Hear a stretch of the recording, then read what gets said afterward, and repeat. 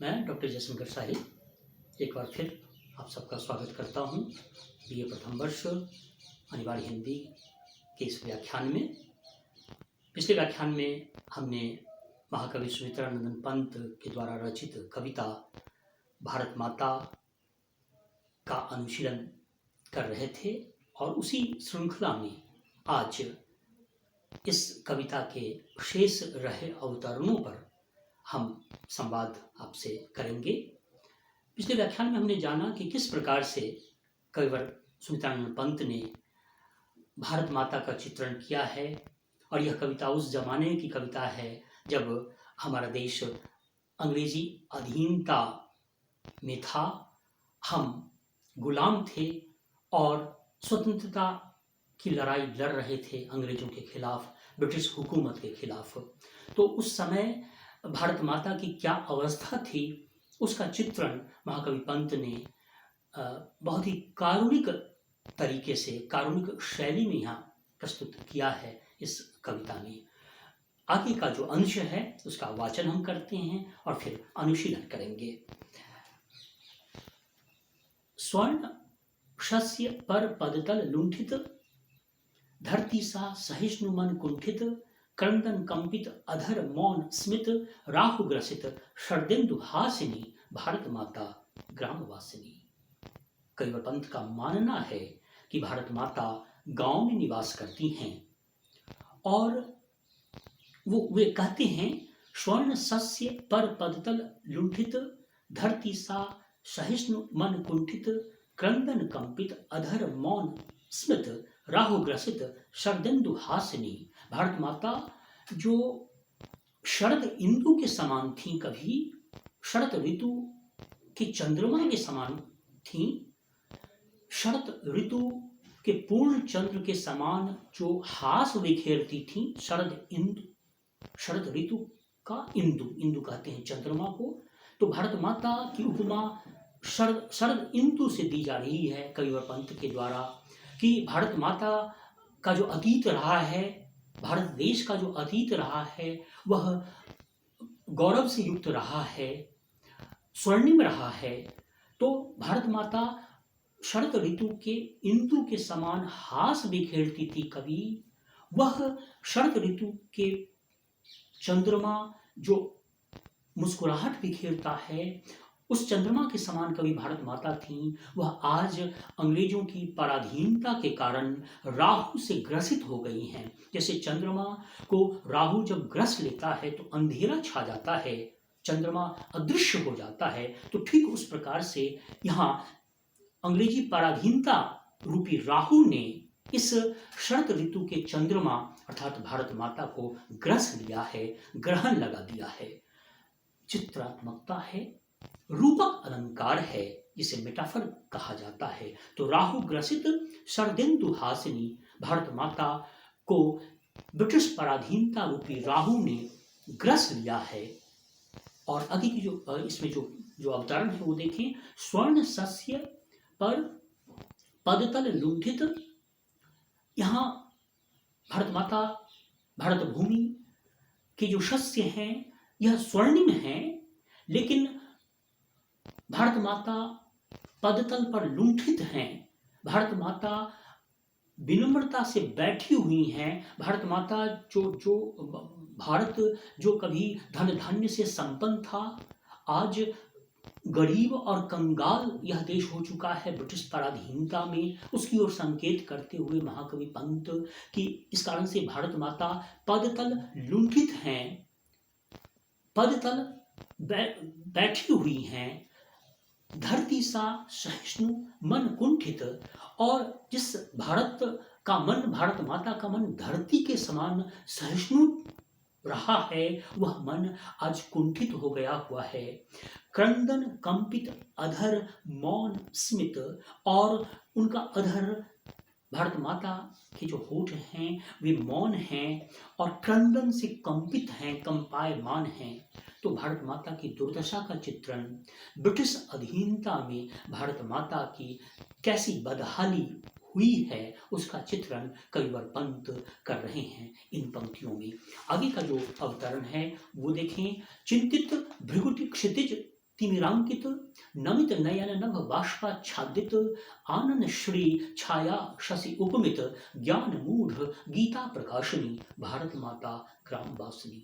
गांव में निवास करने वाली भारत माता जो भगवत गीता के उस महान ज्ञान को प्रकाशित करने वाली रही हैं, यह भारत माता, हमारा देश भारत, जिसने संपूर्ण वसुधा को, संपूर्ण संसार को ज्ञान का आलोक विकीर्ण किया, यह भारत जो विश्व गुरु कभी अतीत में था, जिसके बारे में कवियों ने गाया कि साक्षी है इतिहास, हम ही पहले जागे हैं, जागृत सब हो रहे हमारे ही आगे हैं। तो भारत का अतीत गौरव से मंडित रहा है। हमने ज्ञान विज्ञान की किरणों को विकीर्ण किया पूरे संसार में, हमने समस्त ज्ञान विज्ञान की संपदा को विकीर्ण किया पूरे संसार में, और आज ब्रिटिश पराधीनता में यह भारत माता ज्ञान मूढ़ बनी हुई है। और इस पंक्तियों को के अर्थ को देखें, चिंतित भृकुटि क्षितिज तिमिरांकित, भारत माता की जो भावें हैं, भृकुटि का जो क्षितिज है वो तिमिर से अंकित है। तिमिर कहते हैं अंधकार को, अंधेरे से युक्त है और चिंतित है। भारत माता चिंतित अवस्था में है। नमित नयन नभ बाष्पाच्छादित, और उनके नेत्र नमित हैं, झुके हुए हैं, और कवि कल्पना करता है कि उनके नयनों के आकाश में बादल या आंसुओं के बादल छाए हुए हैं। शब्द संस्कृत के हैं जिसे तत्सम शब्द कहा जाता है। तो चिंतित भृगुटि, भृगुटि तत्सम शब्द है अर्थात भाव।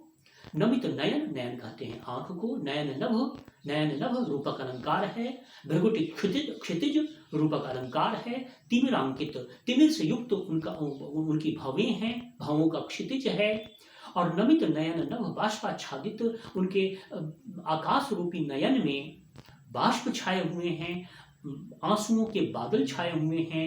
आनंद श्री छाया शशि उपमित, और उनके जो आनंद हैं वह जो चंद्रमा के समान जो आनंद हुआ करते थे, अब वो राहु ग्रसित हो गए हैं, उस पर ग्रहण लग गया है। तो आनंद श्री छाया शशि उपमित ज्ञान मूढ़ गीता प्रकाशिनी, जो गीता का प्रकाश जिस भारत ने पूरे संसार को आलोकित किया गीता के प्रकाश से, गीता के ज्ञान के प्रकाश से, वह भारत आज ज्ञान मूढ़ है ब्रिटिश पराधीनता के कारण। तो एक साथ ही इस कविता में कविवर पंत ने भारत के पास्ट को और भारत के प्रेजेंट को प्रस्तुत किया है। भारतीय अतीत को और भारतीय वर्तमान को एक साथ प्रस्तुत करते हुए कविवर पंत, और इसे फ्लैशबैक टेक्निक कहा जाता है। जब कवि एक साथ ही पास्ट और प्रेजेंट को रखता है, तो हम देख रहे हैं कि एक साथ ही भारत का जो अतीत रहा है, जो गौरव से मंडित रहा है, और भारत का जो वर्तमान है, जो दयनीय है, जो हीन है और दीन है, दोनों का एक कॉन्ट्रास्ट शैली में यहाँ कवि ने प्रस्तुतिकरण किया है। इस कविता का अंतिम अवतरण है, सफल आज उसका तप संयम, पिला अहिंसा स्तन्य सुधोपम, हरति जनमन भय भवतम भ्रम, जग जननी जीवन प्रकाशिनी। भारत माता को कविवर पंत जग की जननी कहते हैं, पूरे संसार की माता हैं भारत माता। जग जननी जौवर्ण की आवृत्ति है, अनुप्रास अलंकार है, जीवन प्रकाशिनी, और जीवन का विकास किया है इस जग जननी ने, इस विश्व जननी ने, इस संसार की मां भारत माता ने जीवन को विकसित किया है। तो जग जननी जीवन विकासिनी। और पंत क्या कहते हैं, सफल आज उसका तप संयम। कवि पंत कहते हैं कि भारत माता का आज संयम, भारत माता की तपस्या आज सफल हो रही है।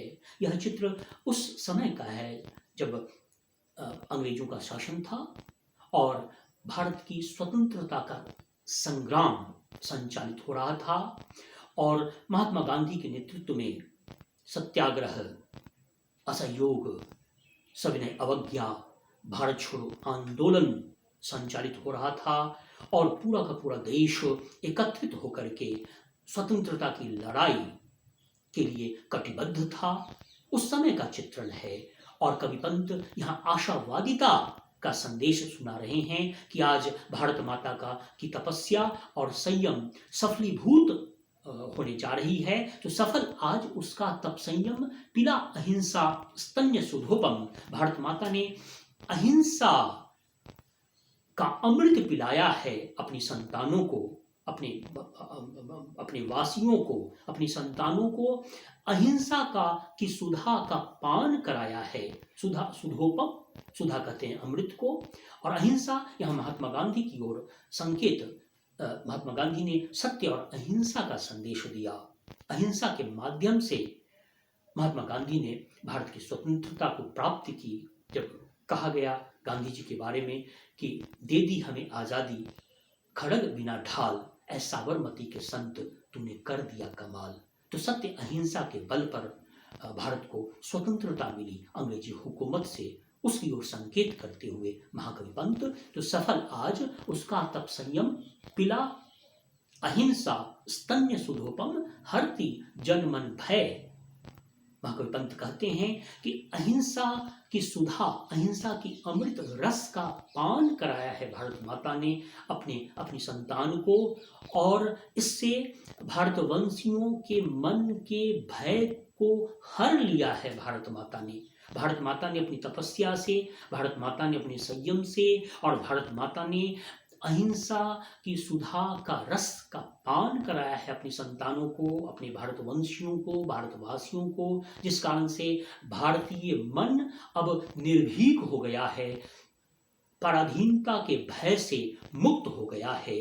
लोग स्वतंत्रता संग्राम में समृद्ध हो चुके हैं। तो हरती जन मन भय, भव तम भ्रम, और भव कहते हैं संसार को, तम कहते हैं अंधकार को, भ्रम कहते हैं भ्रांति को। तो संसार के अंधकार और भ्रम का भी निवारण कर रही है भारत माता। जग जननी जीवन विकासनी, भारत माता जगत की जननी है और जीवन को विकसित करने वाली है, पल्लवित पुष्पित करने वाली है। तो भारत माता के इस चित्र के साथ, आशावादिता के चित्र के साथ, सकारात्मकता के साथ इस कविता की समाप्ति होती है। कविता में जैसा कि हमने देखा कि तत्सम शब्दों का प्रयोग किया है कवि पंत ने।